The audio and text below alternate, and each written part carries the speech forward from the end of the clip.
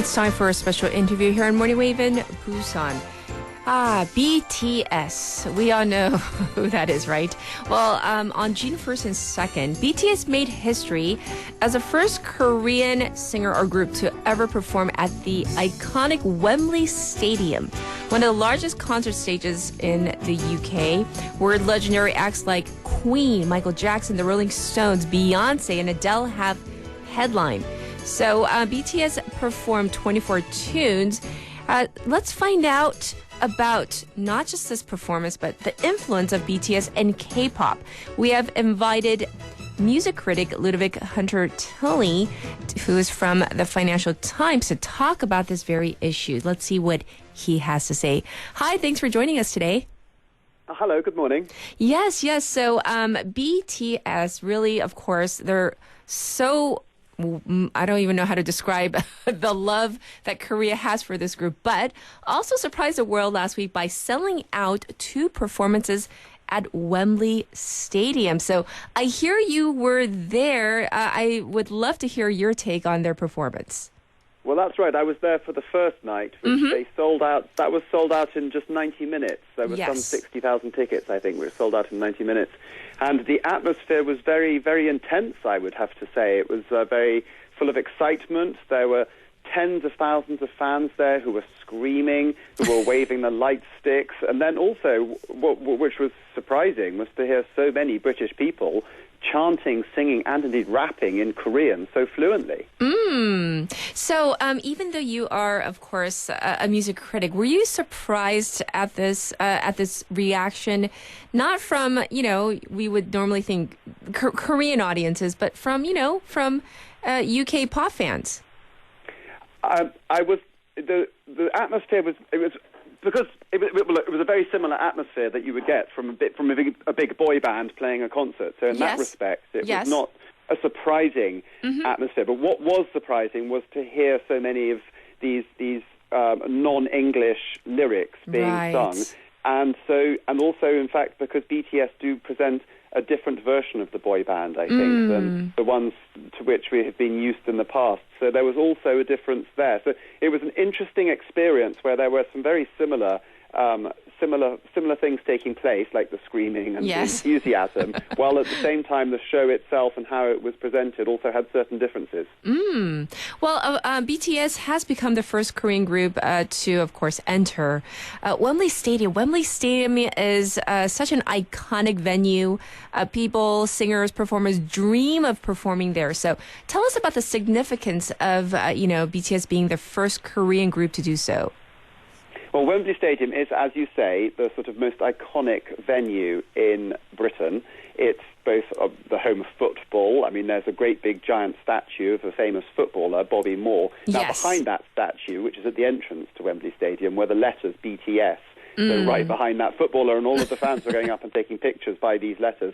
And so as both the home of football and then this venue where you have the biggest acts come and play, it holds a very important place in the imagination, as if you play at Wembley Stadium, then you have made it in the British context. Yes.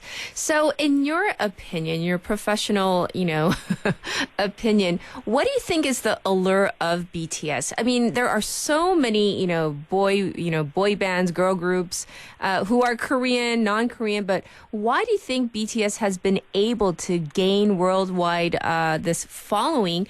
Although, as you already pointed out, most of the lyrics are in Korean.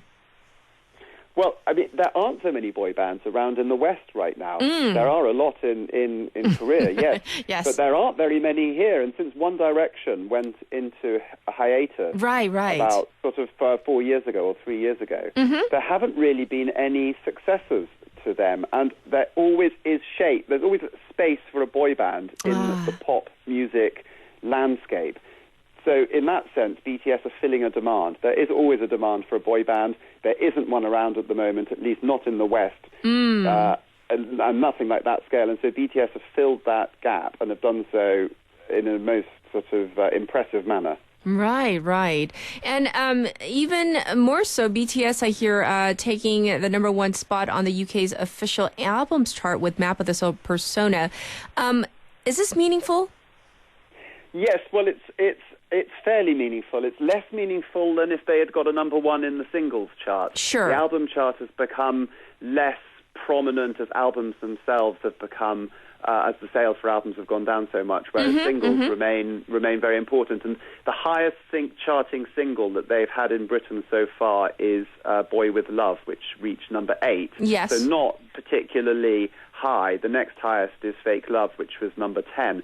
What they haven't had here is the big number one hit single that everyone knows, that is something that crosses over into a much wider audience. Because the curious thing about BTS is that they have a really fervent, obviously, fan base following them here, who know all about them and absolutely love them. But if you're over at the age of about 30, no one's heard of them. This is the curious thing. So in other words, they have this very intense popularity amongst a certain section of the British population. And others, if you say BTS to them, they'll look at you and they'll wonder what you're talking about. Whether you've got the acronym for British Summertime muddled up, for instance. I see. Well, in your opinion, how does BTS, though, rise above other K-pop so-called idol groups? In your opinion, what do you think the difference is? I think that I think that it's to do with the sort of universe that they've created around themselves, which is one which seems to me to be much more advanced and imaginatively involving than the sort of characters that the members of boy bands had in the past, which were much more simple and two-dimensional. So they've created this very elaborate set of backstories for themselves, which I think is very well suited to being broadcast over the internet and social media and so forth, and so that they can then involve they can involve their fans both at an individual level, member by member, as well as a collective, the 7 of them together. So I think that they've formed a very powerful sort of imaginative unit, more so I would say than previous boy bands. Right. So I'm going to go out on a limb and ask you this question. Do you think, I hear that they also did some solo performances. Do you think individually they're also talented? It's not just, behind the hair, the makeup, and, the stage lights. Do you believe that they're talented? Yes, I do believe they're talented. I was struck with their dance routines, the dance steps that they were all performing, which were done in a really sort of tight and well choreographed and imaginative manner. I thought that the combination of the rapping and the singing is another thing which marks them out from other boy bands. I think that it has that sort of hip hop side is something which is more in tune to what people are listening to more in mainstream charts now than in the sort of more straightforward pop rock style of a One Direction. And individually, I think they did strike me as all being pretty talented. There was a little bit of, I noticed that there was a bit of miming going on, or seemed to be going on, for the more acrobatic dance routines, where clearly it's impossible to sing without gasping. There was a bit of miming going on. But it seemed that the rest of it, the singing was live, and the rapping, and I was particularly impressed by the rapping, in fact. Very interesting. So if we look towards the entirety of K-pop, generally speaking, do you think that the popularity of K-pop will grow in the UK and in Europe, or do you think that this might be it?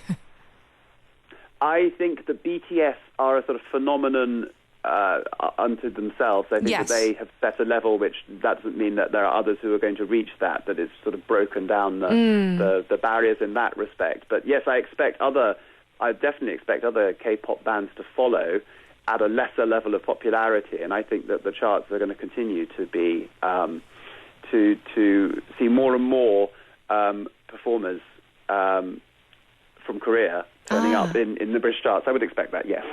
Personally speaking, any other singers or groups that kind of have piqued your interest? I know for other critics or journalists, they've been keeping their eye on Blackpink, for example. Any other groups?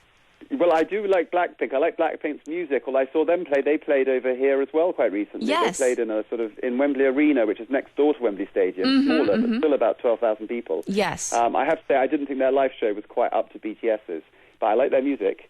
And as for all of the others, the many other bands, I have to confess, I couldn't bring one out, but I will. I suppose I'm old enough to remember Psy and Gangnam Style, and I'm looking forward his new album, which I gather is due to be released in July. Yes. I'll be curious to find out how, because he really was the first He was the first Korean performer to go have a mainstream successor that everyone knew it. And obviously, over here, the song was treated as a novelty song, as a one-off. Sure. So I would actually be quite interested to see what he comes up with, because he's obviously an established performer. He's not a novelty performer at all. Yes. So I will be looking forward to that. Well, thank you so much for sharing your critique and, of course, your insight into BTS. Thanks for joining us today.